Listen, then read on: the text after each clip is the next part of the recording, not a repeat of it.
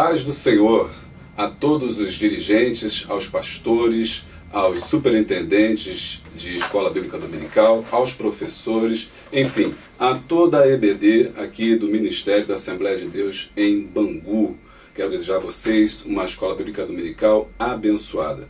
Eu sou o pastor Júlio César, pastor dirigente de uma das congregações, e estou aqui hoje para conversar com vocês sobre a lição de número 7. Na verdade, é o nosso pastor-presidente, pastor Sóstenes Silva, que nos franqueou esta oportunidade de estar conversando com vocês sobre a lição do próximo domingo. Estou aqui debaixo da sua bênção e da sua orientação, a quem eu lhe devo carinho, respeito e muito agradecimento. Vamos então, irmãos, falar um pouco hoje sobre a lição de número 7. Lição 7, o Decálogo, a Aliança no Sinai. Essa é a nossa próxima lição. Lembrando que você não deve esquecer de fazer aquela oração para que nessas eleições os nossos irmãos, nosso povo, tenha um direcionamento de Deus nas escolhas que eles devem fazer, aí, segundo os propósitos de Deus, segundo os propósitos colocados em seu coração, que façam escolhas sábias. A lição de hoje, ela é, como nós temos visto, acompanhado, nós estamos comemorando os 70 anos aí de Israel e por conta disso, todo o trimestre está sendo trabalhado a história de Israel. E ela foi escrita, como vocês já bem sabem, pelo pastor César Pereira Rosa de Melo, que brilhantemente comentou essas 12 lições nas quais nós estamos abordando ao longo desse trimestre e vamos ficar focados na lição de número 7. Ele dividiu essa lição em 3 partes. Primeira parte, que ele vai dividir e chamar a atenção para que nós possamos entender, ele vai falar sobre o início da aliança no Sinai. No segundo ponto, ele vai falar sobre os propósitos da lei. E no terceiro ponto, ele vai falar sobre a atualidade dos 10 mandamentos. Bom, em primeiro lugar, ressalta a importância de você fazer seu aluno compreender o que seriam esses mandamentos. Umas boas questões para você começar perguntando é se são válidos, se não são válidos, se são observados ou se não são observados.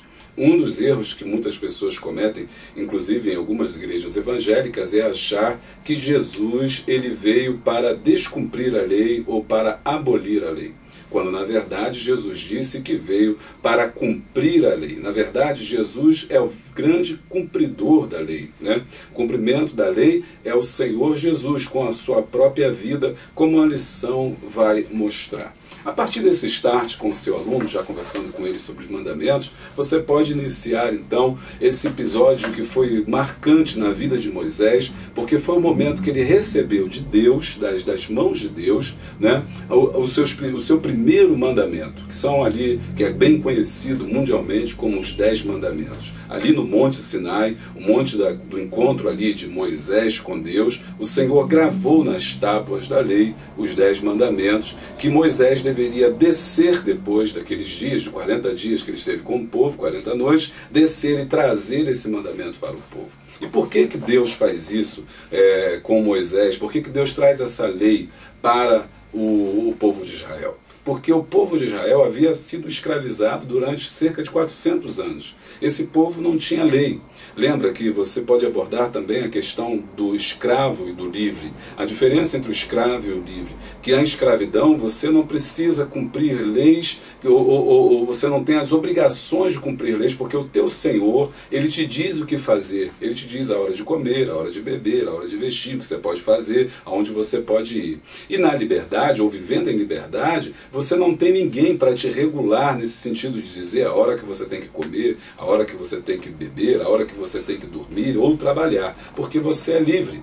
Agora você tem aí milhões de pessoas no deserto que são livres, mas que não possuem uma lei, que não possuem regras, que não possuem códigos, que não possuem nenhum modo de instrução de conduta. E é por isso que Deus traz agora Moisés para o Monte Sinai e dá a ele as 10 mandamentos, que seriam essas regras, que seriam essas normas. E então você já começa a entender que os 10 mandamentos é uma regra, e aí também conhecida como uma regra moral.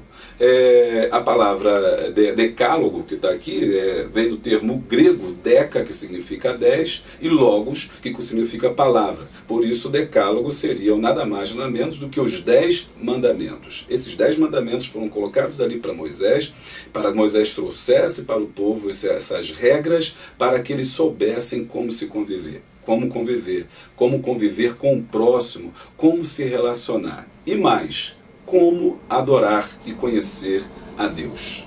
Ok? No tópico 2 é que ele vai falar melhor disso que eu acabei de dizer, quando ele fala sobre os propósitos da lei. E ele destaca 3 propósitos fundamentais da lei. O primeiro propósito é a lei como mestre. Segundo propósito é a lei como instrução. E terceiro, ela demonstra a santidade de Deus, o caráter de Deus.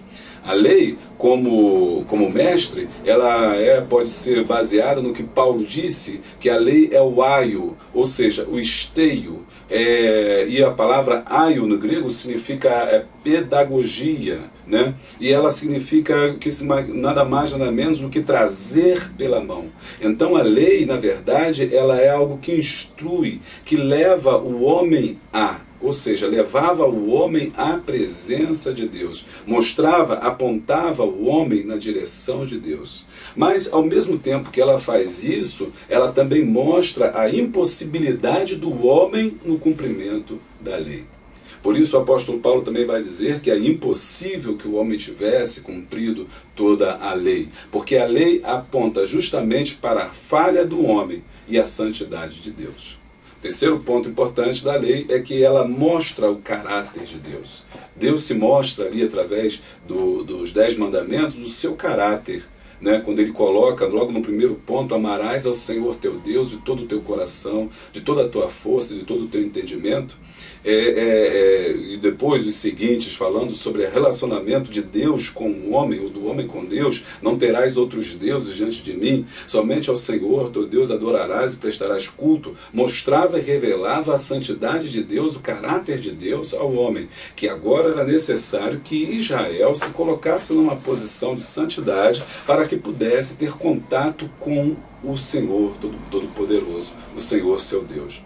Através desse decálogo, através desses 10 mandamentos e de toda a observância da lei, Israel se tornaria uma nação modelo, porque esse era o projeto de Deus. O projeto de que a nação de Israel fosse um modelo para as outras nações que já existiam ali em Canaã, para que pudessem então se converter ou observar os preceitos de Deus, ou ter Israel como modelo de um governo divino na terra. Porém, todo esse arcabouço de condutas era necessariamente difícil do homem poder cumprir. São centenas de observâncias. Aqui o autor destacou os 10 mandamentos, que também são conhecidos como lei moral, mas existiam séries de mandamentos, por exemplo, no livro de Levítico, você vai ler série de instruções acerca do sacrifício, acerca das festas, acerca da purificação, acerca do pecado. São centenas de leis ali que são colocadas justamente para regrar essa vida em comunidade que esse povo agora precisava ter e ao mesmo tempo espelhar ali a vontade de Deus em si mesmos. Portanto, esses mandamentos, eles apontam para o caráter de Deus, a sua santidade, a sua salvação, ao mesmo tempo também que ela ressalta o caráter do homem como incapaz de cumprir este mandamento. Lembra aos seus alunos que é justamente por isso que Cristo virá e irá cumprir a lei. Toda essa lei, todas essas observâncias, elas apontam para Jesus. Existe uma grande discussão acerca do sábado, do cumprimento do sábado, e isso tudo se dá por não entendimento de que o sábado nada mais é do que descanso. O sétimo dia, a guarda do sétimo dia, simbolizava o descanso do homem, o descanso da nação, o descanso da terra, o descanso da criação. Quando Jesus vem ao mundo, ele é o próprio descanso. Por isso Jesus vai se apresentar como o verdadeiro sábado. Portanto, não tendo mais nenhuma necessidade de que o homem guarde o sábado, uma vez que o nosso verdadeiro descanso é Jesus. Então é importante a gente observar alguma coisa que os alunos podem falar sobre alguns mandamentos que não são, ou leis que não precisam mais ser cumpridas, tendo em vista que o Senhor Jesus já cumpriu, e alguns mandamentos que permanecem até hoje. E dos que permanecem até hoje você tem os 10 mandamentos, porque são, na verdade, ali instruções morais, um código de ética também, como alguns dizem ali, o código de ética do Sinai, que é para todos os homens, mesmo para aqueles que estão na graça. No tópico de número 3, então, nós temos a atualidade dos 10 mandamentos, né? Por que é importante falar sobre os 10 mandamentos? E aí ele vem ressaltar, porque, número 1, porque Jesus ele vem justamente trazer esse aspecto da lei, se colocar como aquele que veio cumprir a lei e não abrogar a lei, aquele que estava de acordo com a lei e com os profetas, que na verdade ele é o cumprimento. Inclusive, em várias passagens, Jesus chama a atenção para o cumprimento da lei. Quando ele pergunta a muitas pessoas, você tem cumprido a lei? Você tem visto o que diz ali na lei? Você tem ressaltado? Você tem guardado o que tem buscado? Bom, como está em Mateus, capítulo 22, do versículo 37 ao 40, em que Jesus fala sobre o verdadeiro mandamento, que é o amor. Amarás ao Senhor teu Deus de todo o teu coração, e de toda a tua alma, e de todo o teu pensamento. Você pode fazer uma reflexão pensando sobre esse primeiro mandamento, como é que ele vai poder englobar todos os mandamentos seguintes. Todos os 9 mandamentos estão incluídos no primeiro. Porque se você ama a Deus, você ama o seu próximo. Se você ama o seu próximo, então você não cobiça, você não mata, você não fala mau testemunho, você não jura enganosamente. Então, por isso que Jesus falou que o verdadeiro, ou que o mandamento necessário é amar a Deus sobre todas as coisas e amar ao próximo como a si mesmo, como resumo desse mandamento. Portanto, Jesus é justamente esse resumo, essa conclusão para nós. Porque quem tem Jesus tem o seu amor, e quem tem o seu amor ama o seu próximo e, portanto, cumpre a lei. Na visão paulina, no 3.2, o apóstolo Paulo nos exorta em suas cartas, mostrando que a lei ela é incapaz de salvar o homem. Né? Ela é incapaz. Em Romanos capítulo 7 fala da lei que opera no corpo, na lei do pecado, na lei divina, e que todas elas, apesar de serem boas por nos mostrarem como nós somos pecadores, elas também nos apontam como nós somos incapazes de cumpri-la. E por isso nós precisamos estar na graça de Deus. Porque quando estamos na graça de Deus, nós com certeza estamos ali em posição de podermos reivindicar a nossa herança em Cristo Jesus, a nossa nova aliança. E a igreja precisa entender que esses 10 mandamentos ainda são válidos ainda para hoje. Por quê? Porque, na verdade, os 10 mandamentos que nós observamos aqui hoje é uma lei moral, é uma lei ética, que todo cristão deve guardar e ressaltar. Eu espero que você tenha entendido essa lição, que isso tenha sido bom para você, que você possa buscar mais alguns subsídios e que você possa desenvolver melhor esse tema com os seus alunos em sala de aula, discutindo essa questão dos mandamentos, a sua atualidade hoje, num mundo em que as pessoas não gostam de regras, num mundo em que as pessoas não gostam de observâncias, num mundo em que as pessoas não gostam de códigos, ou pelo contrário, é um mundo onde todas essas regras e parâmetros são quebrados. Fale para eles que a quebra dos regras e parâmetros levam à destruição da sociedade. Assim como Deus instituiu para Israel os 10 mandamentos para formar essa sociedade, a quebra de qualquer regras sociais também levam à desintegração da sociedade. Talvez seja por isso que a nossa sociedade tem vivido caos. Nada mais é do que a falta de regras, de parâmetros e de Jesus também em seu coração.